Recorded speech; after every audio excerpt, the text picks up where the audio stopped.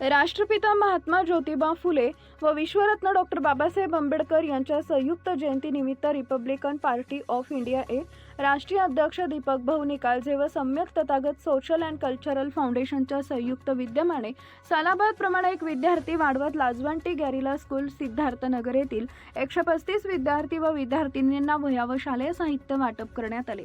कार्यक्रमाचे उद्घाटन दौंड नगरीच्या नगराध्यक्षा माननीय दुर्गादेवी जगदाळे तसेच कार्यक्रमाचे दीप प्रज्वलन उद्घाटक दौंड नगरीच्या उपनगराध्यक्ष छायाताई थोरात यांच्या हस्ते करण्यात आले। उद्योजक सतीश थोरात यांच्या हस्ते उद्घाटनाचा नारळ फोडण्यात आला। कार्यक्रमाचे अध्यक्ष सचिनभाऊ खरात यांनी उपस्थितांना मार्गदर्शन केले। त्यासमयी त्यांनी सांगितले की गेली 9 वर्ष झाली आपण विविध शाळेतील वंचित व गरीब विद्यार्थ्यांना वह्या व शालेय साहित्य गणवेश तसेच दप्तर देत आहोत। डॉक्टर बाबासाहेब आंबेडकर यांनी सांगितल्याप्रमाणे शिक्षक हे वाघिणीचं दूध आहे, जो तो येईल तो गुरगुरल्याशिवाय राहणार नाही आणि शिक्षणामुळे गरीब वंचितांचा मान उंचावून तो या खितपत पडलेल्या जातीच्या उतरंडीतून बाहेर पडेल। याच अनुषंगाने आम्ही शिक्षणाला महत्त्व देत आहोत।